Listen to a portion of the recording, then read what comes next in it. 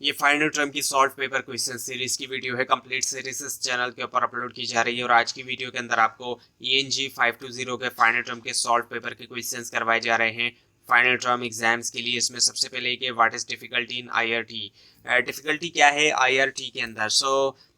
Ji the application of item difficulty, जो application है item difficulty की IRT में वो जो है डिफाइन की गई है एज अ एबिलिटी, जिसके ऊपर probability of success of item जो होती है वो 0.5 होती है लॉजिकल स्केल के ऊपर, जो कि जानी जाती है थ्रेशोल्ड डिफिकल्टी के तौर पर भी। और एक आइटम जिसका हाई लेवल ऑफ डिफिकल्टी है वो लेस लाइकली तौर पे आंसर दिया जाएगा करेक्टली बाय एन एग्जामिनी लो एबिलिटी के साथ देन एन आइटम, इसके मुकाबले में कि जो आइटम है जिसका लो लेवल ऑफ डिफिकल्टी है।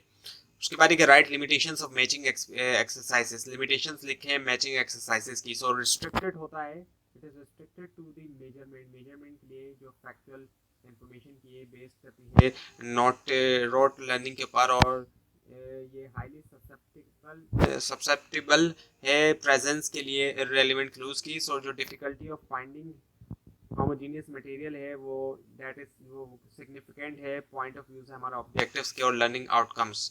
उसके बाद ये right limitations of essay test items, limitations लिखे हैं एस्से टेस्ट आइटम्स की। सो स्कोरिंग जो है अनरिलायबल है और टाइम कंज्यूमिंग, और लिमिटेड सैम्पलिंग जो है कंटेंट की पॉसिबल है। उसके बाद ये right issues in test administration, issues लिखे हैं टेस्ट एडमिनिस्ट्रेशन में, वो है cheating, poor testing condition, test anxiety और errors in test scoring procedure.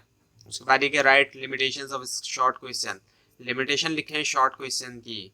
सो जो एक पोटेंशियल प्रॉब्लम है दोनों के साथ शॉर्ट आंसर, और जो कंप्लीशन आइटम की वो क्या है कि डिफ़िकल्ट होना के फ्रेम किया जाए क्वेश्चंस को एक स्पेसिफिक आंसर के लिए अनलेस के जो आइटम्स हैं उन वो वेल रिटन है। So not usable to measure complex learning outcome, usable नहीं है मेजर करने के लिए जो कॉम्प्लेक्स लर्निंग आउटकम है।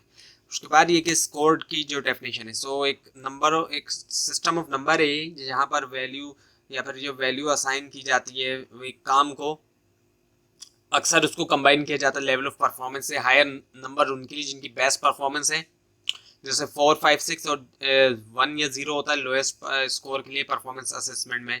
उसके बाद एक डिफाइन स्कोरिंग रब्रिक, एक रब्रिक जो एक एक्सप्लिसिट सेट ऑफ क्राइटेरिया है जिसको यूज़ करते हुए असेस किया जाता है एक पार्टिकुलर टाइप ऑफ वर्क या फिर परफॉर्मेंस, और प्रोवाइड करता है ज़्यादा डिटेल एक सिंगल ग्रेड या मार्क के मुकाबले में। और स्कोर लेवल आइडेंटिफाइड होता है स्कोरिंग रब्रिक के अंदर, वो लाजमी डिस्क्रिप्टिव हो ना कि मेयरली जो है जजमेंटल और नेचर में।